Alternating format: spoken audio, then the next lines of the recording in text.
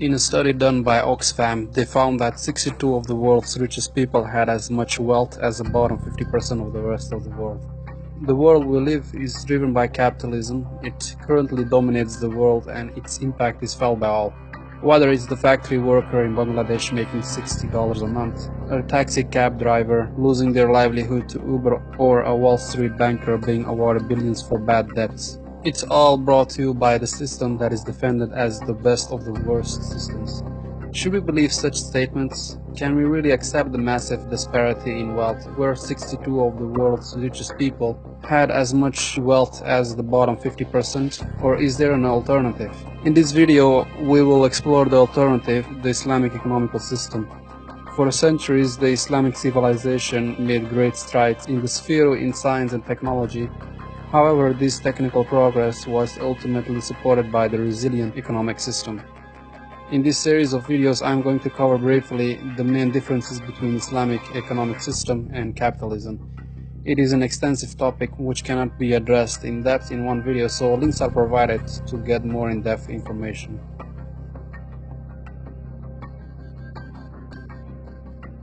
Within capitalism, the economical problem is seen as unlimited wants and limited resources.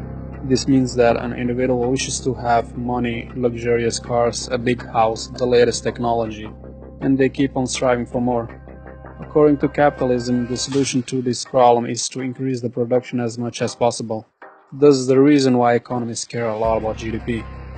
Islam sees the economical problem in a completely different way. It distinguishes between the needs and wants of man. Needs are provided by the state in case people are not able to afford it. These needs consist of food, shelter, clothing, and medical assistance. Wants are the other luxuries which the state is not obligated to provide, and people themselves need to work for it. Islam sees the economical problem as the distribution of wealth and not the production of it. Therefore, Islamic economists will focus on ensuring policies for distribution of wealth to ensure that everyone's basic needs are met and they are equipped with means to pursue beyond that.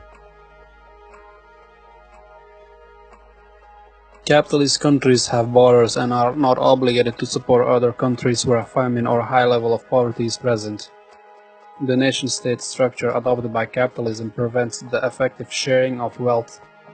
Within Islam, all Muslim countries belong to one united state called Khilafah, where no borders are present and everybody is allowed to travel and live anywhere they want. If one region is in a state of poverty or famine, resources from other regions will be given to eliminate this problem. For example, the Gulf region will share its massive oil wealth with the poorest areas of the world. This is mostly not the case with capitalist countries. In capitalist states, different kinds of taxes are applied: income tax, value-added tax, road tax, property tax, and so on. For example, a couple with 5 kids will need to pay an income tax of plus minus 30%, and on the side they have no savings. Within Islam, there is no value-added tax, income tax, property tax, or road tax. Muslims need to pay 2.5% of their unused wealth and assets, while non-Muslim male pays an amount called jizya, if he is able to pay, which in return the state provides safety, basic needs, and other public services. Amount of jizya is mostly far more less than the zakat most Muslims pay, but they are allowed to pay the same rate of zakat if they want. Current days, we know the 1% of the world population owns more than the 99% altogether. Just imagine if they pay 2.5% of their zakat of jizya. It would solve world poverty for several years. Within capitalism, any resource can be privatized, even if it is public in nature like water or oil.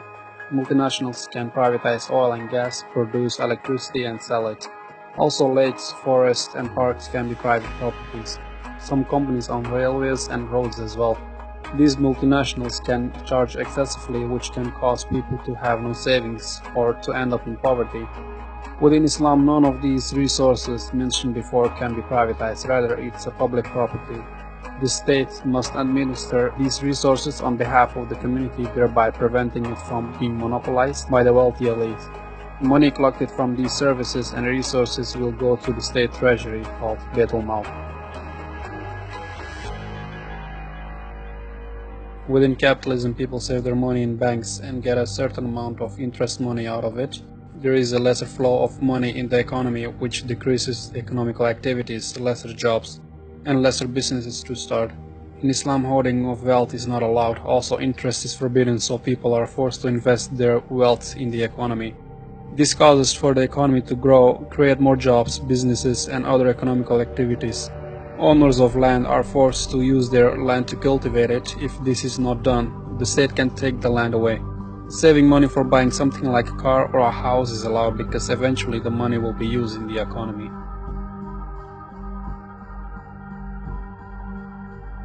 Within capitalism, people can get loans from banks and other institutions to run a business and invest in their company.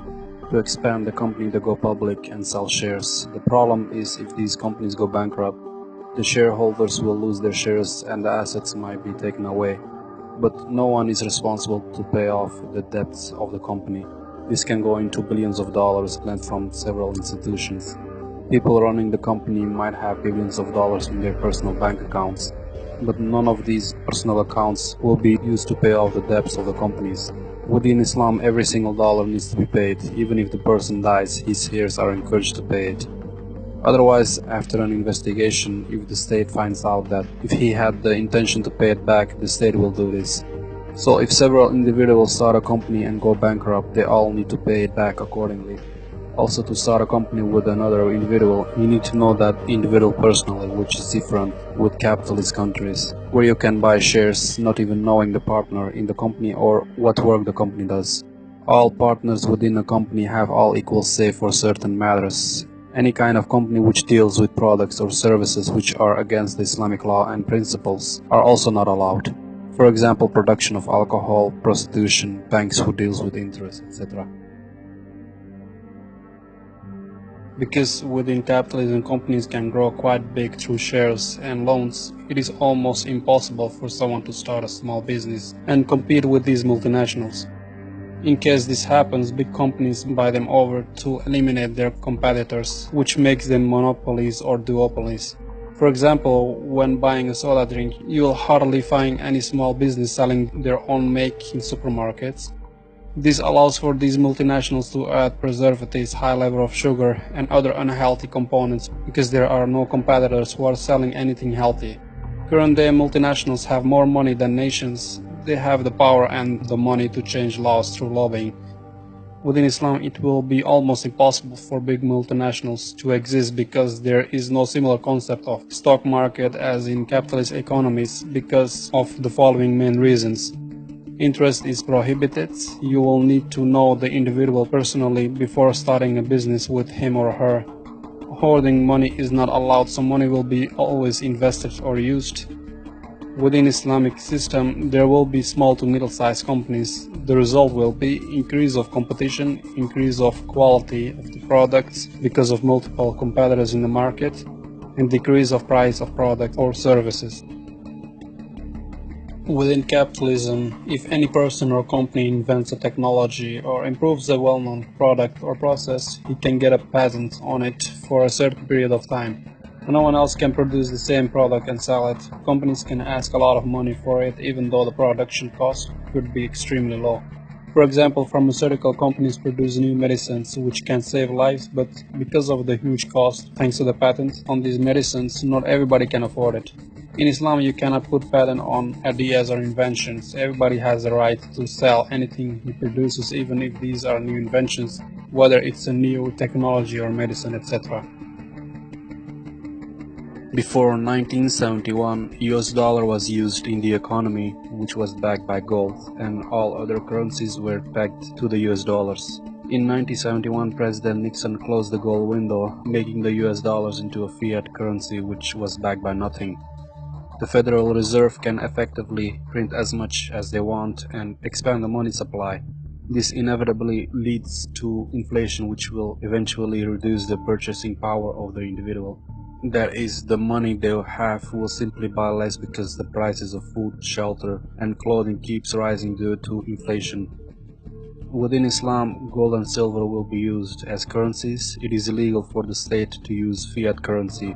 The state can use actual gold or silver coin or issue notes that are fully convertible into gold or silver. Thank you for watching this video. Please visit our website to get more in-depth info about concepts of economical and other systems of Islam.